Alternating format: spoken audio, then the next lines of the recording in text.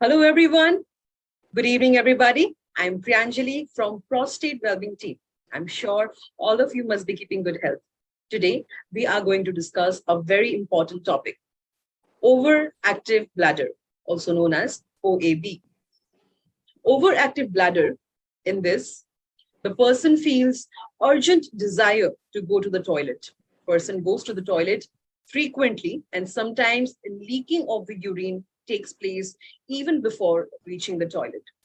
Overactive bladder is a highly prevalent, distressing medical condition.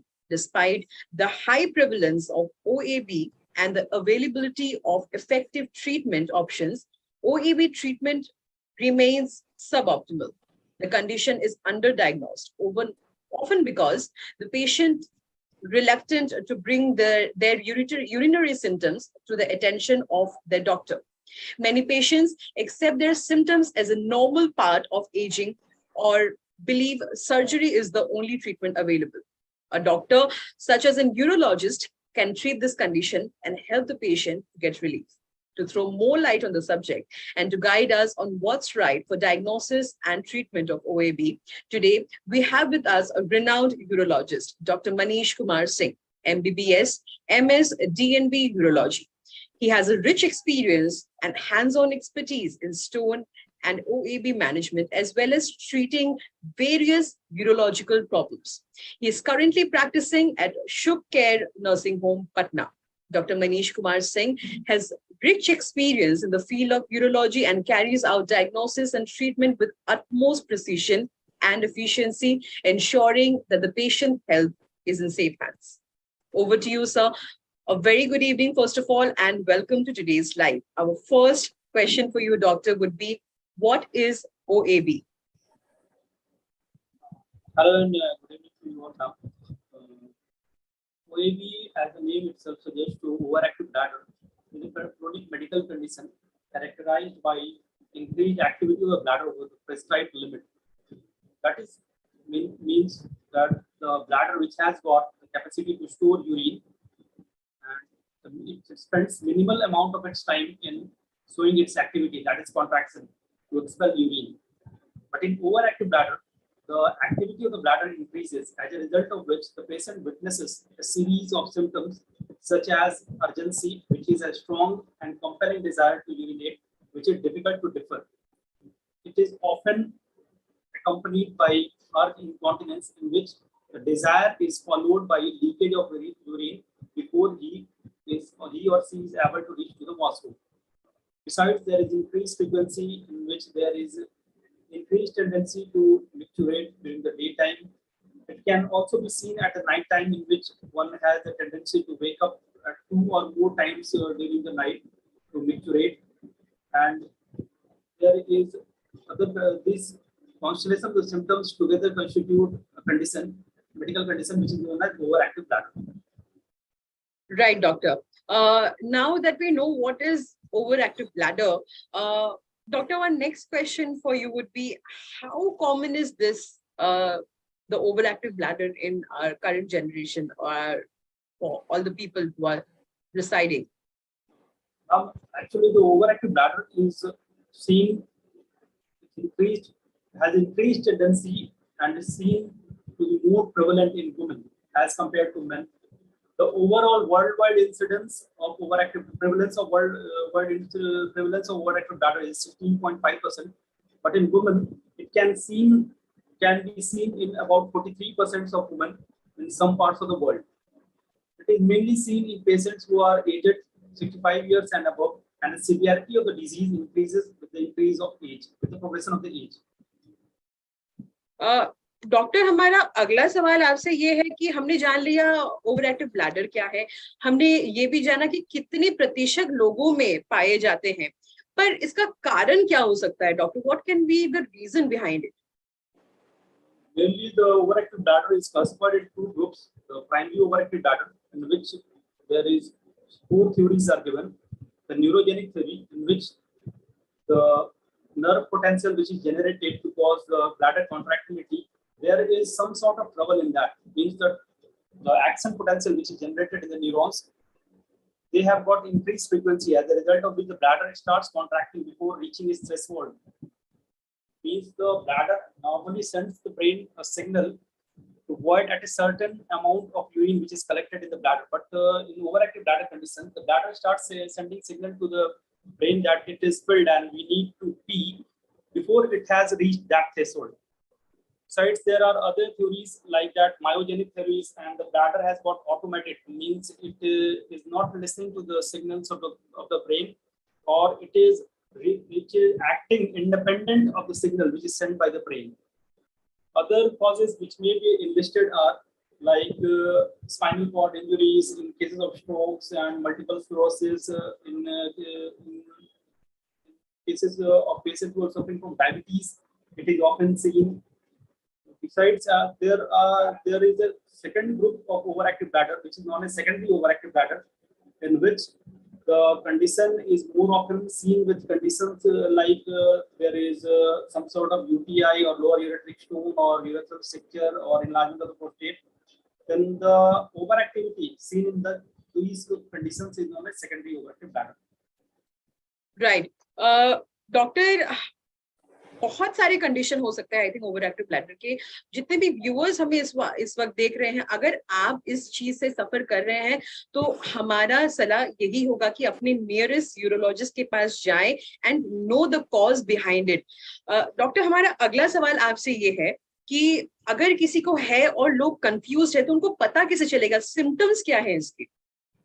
Symptoms है जैसे frequency बढ़ी रहेगी। पहले नॉर्मली हम कहते हैं कि 8 बार तक अगर आप दिन में आपको मूत्र विसर्जन के लिए जाना पड़ रहा है तो नॉर्मल है, लेकिन इसमें 8 बार का लिमिट जो है क्रॉस कर जाता है। आप देखेंगे कि पहले के मुकाबले आप वॉशरूम ज्यादा जा रहे हैं।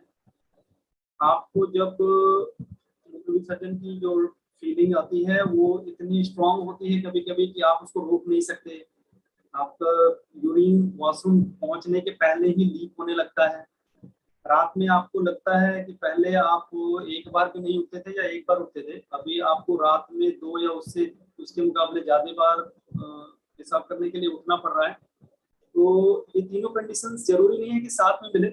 इसमें से अर्जेंसी जैसे कि स्ट्रॉन्ग डिजायर है मूत्र विसर्जन का, इसको आप रोक नहीं पा रहे, ये काफी कॉमनली मिलती है। और इसमें जो है फ्रीक्वेंसी और नॉक्टूरिया, जो रात में बार बार उठने वाली टेंडेंसी है, ये मिल भी सकती है, नहीं भी मिल सकती है। तो अगर इन तरह के फीचर्स आपको आ रहे हैं तो आपको ये समझना चाहिए कि आप ओवर एक्टिव ब्लैडर के शिकार हो सकते हैं। राइट। डॉक्टर, हमारा अगला सवाल आपसे ये है, सिम्टम्स हमने जान लिए हैं कि क्या क्या हो सकता है, किस किस कारण से हम ये समझ सकते हैं कि चलो पॉसिबिलिटी है। Now the next question for you is, क्या हमारे डे टू डे लाइफ को किसी भी तरह ये इफेक्ट कर सकता है? मैडम, ओवर एक्टिव ब्लैडर जो है लाइफ थ्रेटनिंग कंडीशन नहीं है, लेकिन ये काफी स्ट्रेसफुल कंडीशन है। तो डे टू डे लाइफ को तो ये काफी बुरी तरह से प्रभावित करता ही है। जैसे कि लोगों के लिए सोशल एम्बैरेसमेंट का कंडीशन होता है कि नहीं, अब वो सोशल फंक्शन में अपना पार्टिसिपेशन नहीं दिखा पाते, उनको वॉशरूम के नजदीक ही रहना पड़ता है। कई बार वॉशरूम जाते हुए यूरिन जो है करने की टेंडेंसी इतनी ज्यादा होती है कि यूरिन लीक कर जाता है। तो इसके कारण बैक ऑफ द माइंड में उनके हमेशा ये चलते रहता है कि शायद अगर मान लीजिए हमें मूत्र विसर्जन का ये आए फीलिंग आए तो शायद हम उसको कंट्रोल नहीं कर पाएंगे, और उनका सारा ध्यान इसके पीछे ही लगा रहता है। तो ये स्ट्रेसफुल कंडीशंस होती है, सोशल एम्बैरेसमेंट, जिसके कारण उनकी इंटीमेसी प्रभावित होती है, सेक्सुअल लाइफ प्रभावित होती है, सोशल लाइफ प्रभावित होती है। तो ये स्ट्रेसफुल कंडीशन तो होती है मैडम, लाइफ थ्रेटनिंग तो नहीं है लेकिन काफी स्ट्रेसफुल कंडीशन है। राइट। डॉक्टर, कुछ भी हो हमारे शरीर में, हमें ये टेंशन हो जाता है कि वो चीज कितना दर्द देगा हमें, तो ओएबी में कोई पेन इन्वॉल्व है? मैडम, ओएबी को एक दूसरी कंडीशन है ब्लैडर के इन्वॉल्वमेंट, इंटरस्टिशियल सिस्टाइटिस। तो उससे इसको अलग करने का एकमात्र जरिया यही है कि इंटरस्टिशियल सिस्टाइटिस में ये फीचर्स के साथ ब्लैडर पेन होता है, लेकिन ओवर एक्टिव ब्लैडर में पेन नहीं होता। तो उसमें डिजायर इतनी ज्यादा तेज होती है कि वो मेच्योरेट रोक नहीं पाते, कि हम वो होल्ड नहीं कर पाएंगे, हमें जल्दी से वॉशरूम दौड़ना ही पड़ेगा, नहीं तो यूरिन हमारा लीक कर जाएगा। ये कंडीशन पेनफुल नहीं है। राइट। डॉक्टर, कुछ भी ये भी एक और सिनेरियो है हमारे डे टू डे लाइफ में कि कुछ भी हमें हो तो हम पहले घर के नुस्खे अपनाते हैं। ये थोड़ा सा टेंडेंसी है हम इंडियन सोसाइटी में। तो ओएबी के क्षेत्र में क्या कोई होम रेमेडीज है जो हम अपना सकते हैं, या day to day lifestyle change जिससे थोड़ा सा बेटर होने का चांसेस रहता है? मैडम, ओवर एक्टिव ब्लैडर का जो ट्रीटमेंट लाइन ऑफ मैनेजमेंट है, तो फर्स्ट लाइन ऑफ मैनेजमेंट तो ये सबसे ज्यादा इफेक्टिव है, और इसमें behavioural therapy and lifestyle modification का एक बहुत इंपॉर्टेंट रोल है। तो राइट। इसलिए फर्स्ट लाइन ऑफ मैनेजमेंट को बहुत इंपॉर्टेंट माना जाता है, क्योंकि इसमें कॉम्प्लायंस, मतलब मरीज को बार बार हॉस्पिटल जाने की जरूरत नहीं है। और दूसरे जो अदर लाइन्स ऑफ मैनेजमेंट है, वो एक तो बहुत ट्रबलसम है, दूसरा लॉन्ग एक्टिंग है, मतलब आपको बहुत दिन तक ट्रीटमेंट देना पड़ेगा। तो इसलिए लाइफस्टाइल मॉडिफिकेशन का एक इंपॉर्टेंट रोल है। राइट डॉक्टर, क्योंकि ट्रीटमेंट के बारे में आपने कहा, तो आप हमें ट्रीटमेंट के बारे में भी बताइए कि क्या क्या ट्रीटमेंट लागू होते हैं ओएबी के लिए। तो मैडम, इसमें फर्स्ट लाइन ऑफ ट्रीटमेंट है हमारा लाइफस्टाइल मॉडिफिकेशन। इसमें पेशेंट को एडवाइस करते हैं कि आपको एक prescribed amount of volume of liquid जो है आपको लेना है, लगभग 2 से 2.5 लीटर के आसपास हम पानी पीने को कहते हैं उनको, जो कि इक्वली डिवाइडेड होना चाहिए। हर घंटे आपको 1 गिलास के आसपास पानी पीना चाहिए। राइट। दूसरा, अगर किसी को रात में बार बार पेशाब करने के लिए उठना पड़ रहा है, तो उनको हम बेड पे जाने के 2 घंटे पहले से हम इनको बताते हैं कि आप पानी पीना कम कर दीजिए, एकदम बंद कर दीजिए, बेहतर होगा आपके लिए। हम उनको कहते हैं कि कैफिनेटेड ड्रिंक्स जैसे कि चाय कॉफी को जितना कम कर पाए उतना बेहतर होगा। कोल्ड ड्रिंक्स वगैरह अवॉइड करना चाहिए। फैटी स्पाइसी मील्स जो है वो अवॉइड करनी चाहिए। और अगर कोई स्मोक करता है या टोबैको किसी और फॉर्म में ले रहा है, तो ये सब ब्लैडर इरिटेंट्स के काम करते हैं, जिसके कारण ब्लैडर जो है बार बार कॉन्ट्रैक्ट करता है और ओवर एक्टिव ब्लैडर से फीचर्स प्रोड्यूस करता है। तो इसमें हम पेशेंट्स को इन सब चीजों को अवॉइड करने की बात करते हैं। हम पेशेंट्स को ये भी कहते हैं कि अपना वेट रिडक्शन, मतलब वेट को कंट्रोल करिए और रेगुलर एक्सरसाइज कीजिए। एक्सरसाइज में एक खास तरह की एक्सरसाइज, कीगल्स एक्सरसाइज जो है पेशेंट्स को करने के लिए बताते हैं हम उसमें। जैसे पेल्विक फ्लोर्स के मसल्स जो कि ब्लैडर को सपोर्ट करते हैं, उसकी स्ट्रेंथ को बढ़ाया जाता है। तो इस एक्सरसाइज को हम 10 बार सुबह और शाम में एक सीरीज सेट्स में रिपीट करने को कहते हैं। बिहेवियरल थेरेपी में मैडम है कि जैसे पेशाब की जो टेंडेंसी आई, जैसे मान लीजिए कि अगर किसी को अभी डिजायर हो रहा है कि हमें वॉशरूम जाना है, तो उसको हम कहते हैं कि आप इस डिजायर को 15 से 20 मिनट डिले करिए। इतनी देर के बाद तक रोक के रखिए, क्योंकि वो फॉल्स सेंसेशन होता है, और उसको धीरे धीरे हम दिमाग को और ब्लैडर को इस तरह से ट्रेनिंग देने की कोशिश करते हैं कि ब्लैडर की कॉन्ट्रैक्टिलिटी और जो फॉल्स सिग्नल्स ब्रेन को जा रहे हैं, जिससे कारण मरीज बार बार वॉशरूम की तरफ दौड़ रहा है, वो रुक जाए। और दूसरा, हम मरीज को बोलते हैं डबल वाइडिंग, मतलब एक बार पेशाब कर लेने के बाद हम बोलते हैं वॉशरूम में वेट कर लें 2 मिनट तक, और उसके बाद फिर से बोलते हैं कि आप फिर से वाइड करिए, ताकि ब्लैडर पूरी तरह से खाली हो पाए। ताकि बार बार जो जाने की आपकी टेंडेंसी है, जो कि पोस्ट वर्ड रेसिडुअल यूरिन आपके ब्लैडर में रह जा रहा है वाइड करने के बाद भी, वो पूरी तरह से खाली हो जाए, और उसके बाद ब्लैडर को पूरा टाइम मिले पूरी तरह से भरने के लिए, ताकि आप 2 वाइडिंग के बीच में एक फिक्स्ड इंटरवल बना पाए। राइट। वेल, हमने कुछ कुछ चीजों के बारे में जाना, और कुछ कुछ हमारी लाइफस्टाइल चेंजेस जो हम अपना सकते हैं जिससे ओएबी कंट्रोल में आ सकता है, हम कह सकते हैं। डॉक्टर, पानी हमने अक्सर सुना है काफी जनों को बोलते हुए, इनफैक्ट बहुत डॉक्टर सजेस्ट करते हैं कि पानी पीना बहुत ज्यादा जरूरी है। Water is the source of life, ये हम जानते हैं। डॉक्टर, बहुत सारे लोगों को ये भी परसेप्शन है कि दिन में 2.5 लीटर बोला तो दिन में 2.5 लीटर हम कैसे भी पी सकते हैं। ऐसा भी हो सकता है 1 घंटा में 1 लीटर हमने पी लिया। तो डॉक्टर, इसके बारे में आपका क्या कहना है? ये कैसे हमारे बॉडी को, हमारी water habits, water drinking habits कैसे हमारी बॉडी को हैम्पर कर सकता है, और क्या किसी भी तरह से ये ओएबी के तरफ बढ़ सकता है, या anyhow related to OAB? Madam, एक अगर हेल्दी इंडियन मैन की बात करें, तो उसे लगभग 2 से 2.5 लीटर पानी 24 घंटे में पीना चाहिए, जो कि इक्वली डिवाइडेड होना चाहिए। अगर एक बार आप 1 लीटर पानी पीते हैं, तो सडनली आपने किडनी पे बहुत ज्यादा लोड डाल दिया, और उसके बाद 3-4 घंटे किडनी को काम करने के लिए कोई आपने पानी दिया नहीं। तो इस स्थिति में बहुत इम्बैलेंस टाइप की सिचुएशन हो जाती है।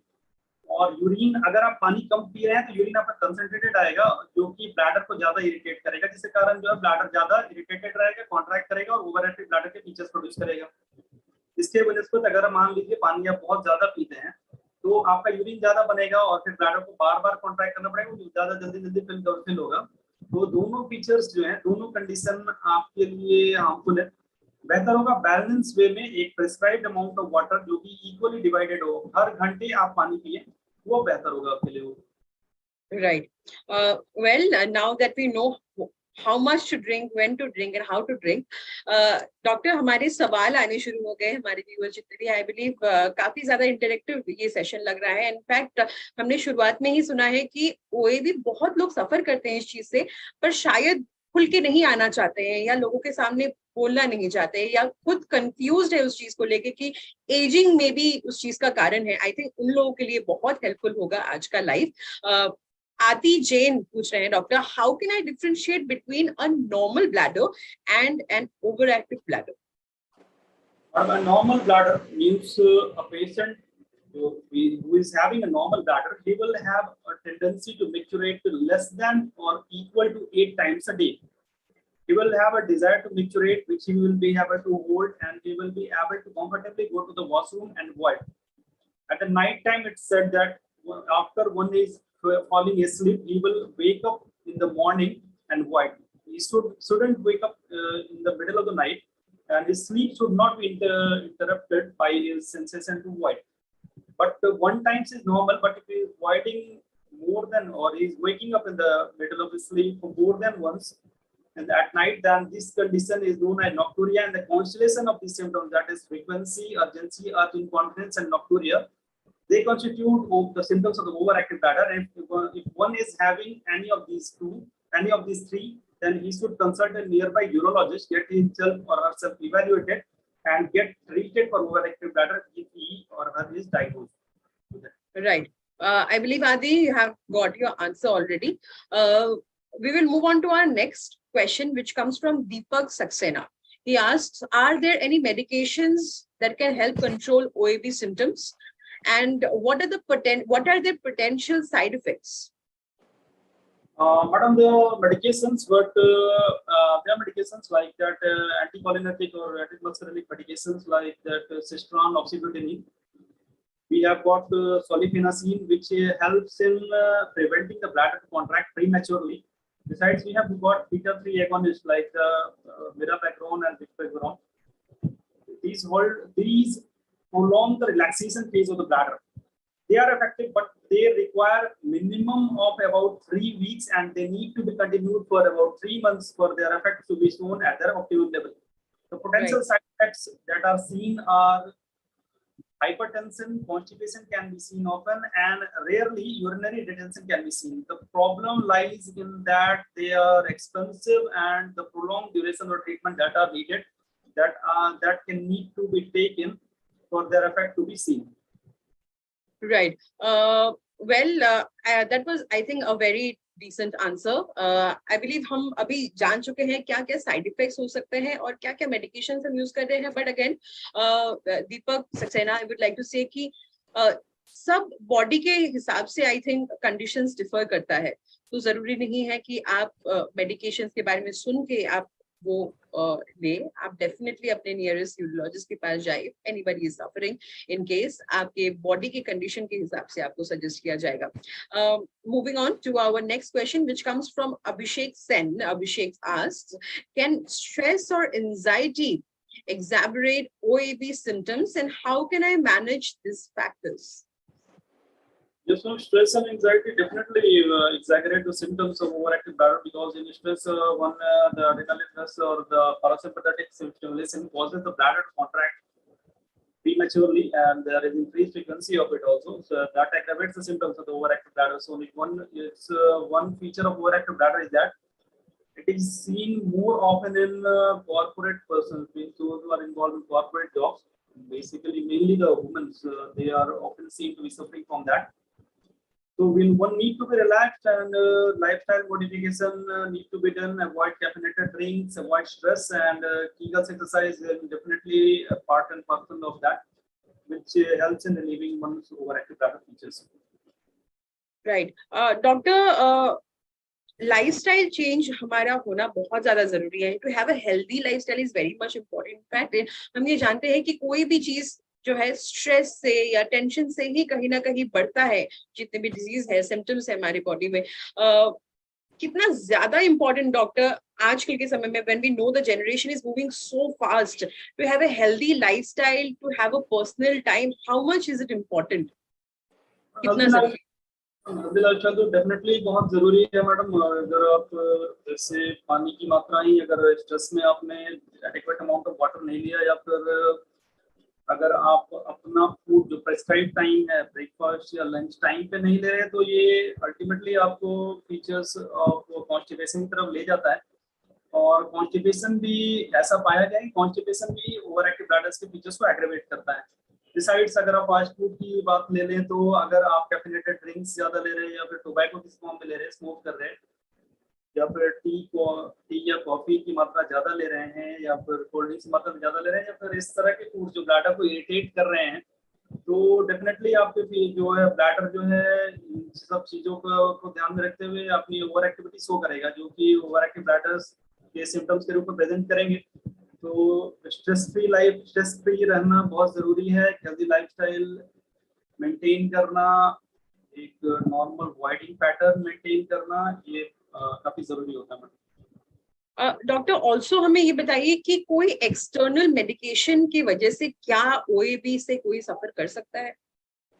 मैडम कुछ मेडिकेशंस ऐसे होते हैं जो कि ओवर एक्टिव ब्लैडर्स के फीचर्स प्रोड्यूस कर सकते हैं। मेनली जैसे अगर किसी पेशेंट्स का, अगर मान लीजिए ब्लैडर आउटलेट ऑब्स्ट्रक्शन रहा है, या फिर प्रोस्टेटोमेगाली के कारण जो है उनकी ब्लैडर की हालत ये हो गई है कि ब्लैडर को ये आदत हो गई है कि हमें एक रेजिस्टेंस के खिलाफ कॉन्ट्रैक्ट करना है। Otherwise suppose in cases of spinal cord injury हम ऐसे मेडिकेशन दे रहे हैं जिससे ब्लैडर की कॉन्ट्रैक्टिबिलिटी बढ़ जाए, तो नेचुरली है कि उसकी कॉन्ट्रैक्टिबिलिटी अगर बढ़ेगी तो ओवर एक्टिविटी भी बढ़ेगी, और ओवर एक्टिव ब्लैडर के फीचर्स प्रोड्यूस करेगा। तो मैडम ऐसे मेडिकेशंस हैं, लेकिन वो जनरली डिजीज पर्सन में ही दिए जाते हैं, तो उनके डोज इम्पैक्ट से ये फीचर्स प्रोड्यूस हो सकते हैं ओवर एक्टिव ब्लैडर के। Right doctor, just an outside question, आजकल हम जितना देख रहे हैं, कुछ कुछ लोग हमारे सोसाइटी के कुछ कुछ संख्या के लोग जितने लेजी हैं, जितना बैड लाइफस्टाइल मेंटेन करते हैं, वैसे कुछ लोग आजकल बहुत ज्यादा फिटनेस कॉन्शियस भी है। हम देखते हैं कि ये थोड़ा सा पीयर प्रेशर भी आजकल बन गया है, फिटनेस, बहुत ज्यादा फिटनेस कॉन्शियस होने का, और उसी चक्कर में हम बहुत सारे सप्लीमेंट्स और ये सब लेते हैं। कोई भी प्रोडक्ट्स हो हम लेते हैं, बहुत ज्यादा कंज्यूम करते हैं, हमें लगता है कि बहुत जल्दी हम उससे फिट हो जाएंगे। तो क्या इससे भी कहीं ना कहीं एनीवे रिलेटेड है ये ओएबी से? मैडम अगर हम ऐसे ड्रिंक्स ले रहे हैं, जैसे एनर्जी ड्रिंक्स की बात कर ली, जो कि जिनके मेटाबॉलिक, मतलब जिनके प्रोडक्ट्स जो हैं जो कि यूरिन के थ्रू एक्सक्रीट हो रहे हैं, और वो ब्लैडर इरिटेंट्स हैं, तो ये डेफिनेटली ओवर एक्टिव ब्लैडर के फीचर्स प्रोड्यूस करेगा। जैसे कि अगर मान लीजिए कोई कैफिनेटेड ड्रिंक्स जो है, या फिर एनर्जी ड्रिंक्स है, या फिर कोई प्रोटीन एक्सेस अमाउंट में ले रहा है, तो ये किडनी पे प्रेशर, किडनी पे एक्सेस लोड देता है। तो रिक्वायर्ड अमाउंट ऑफ प्रोटीन जो कि 1 ग्राम पर केजी बॉडी वेट होता है, जैसे अगर किसी का वजन वेट जो है 60 केजी है, तो उसे 60 ग्राम से ज्यादा प्रोटीन 24 घंटे में नहीं लेना है। तो उससे ज्यादा अगर वो प्रोटीन ले रहा है, तो डेफिनेटली ये किडनी पे लोड तो प्रोड्यूस करेगा। या फिर इस तरह का कोई प्रोडक्ट्स या एनर्जी ड्रिंक्स ले रहा है जो कि ब्लैडर इरिटेंट्स, मेटाबोलाइट प्रोड्यूस कर रहा है, तो डेफिनेटली ओवर एक्टिव ब्लैडर्स के फीचर्स उससे कारण में प्रोड्यूस होंगे। वेल आई थिंक ये बहुत हेल्पफुल सवाल था। इनफैक्ट डॉक्टर ने हमारे बीच आके बहुत ही बेहतरीन बात कही है कि कहीं ना कहीं ये इफेक्ट हो सकता है। देन प्लीज आप अपने डाइटिशियन को जरूर सजेस्ट प्रेफर करें, क्योंकि कोई भी चीज ऐसा नहीं है कि सब कुछ गूगल कर लिया तो गूगल में सब कुछ मिल गया। आजकल हम बहुत ज्यादा डिपेंड हो जाते हैं गूगल पे, but please do not do that. सब चीज के लिए एक्सपर्ट्स होते हैं, suggest the expert. Doctor, before we leave, हमारा आखिरी सवाल आपसे ये है जो हमारे ऑडियंस में एक साइन ऑफ रिलीफ ला सकता है, क्या ओएबी क्योरेबल है? ये हमारा आखिरी सवाल रहेगा आपसे। मैडम डेफिनेटली ओएबी क्योरेबल है। तो मैं जितने व्यूअर्स हैं या फिर जितने लोग ये वीडियो देखेंगे उनको ये बोलूंगा कि इसको फीचर्स ऑफ एजिंग या फिर नॉर्मल या सोशल एम्बैरसमेंट के चलते अगर आप मेडिकल कंसल्टेशन नहीं ले रहे हैं, तो आपको ऐसा करने से बचना चाहिए। आपको नियरेस्ट कॉम्पिटेंट डॉक्टर के पास जाना चाहिए, और most of the features of OAB और most of the patient of OAB जो है उनका ट्रीटमेंट सिर्फ लाइफस्टाइल मॉडिफिकेशन से ही पॉसिबल है। मेडिकेशन की रिक्वायरमेंट बहुत कम पेशेंट्स में पड़ती है और जिनको पड़ती है वो भी मेडिकेशन से काफी सेटिस्फाइड होते हैं।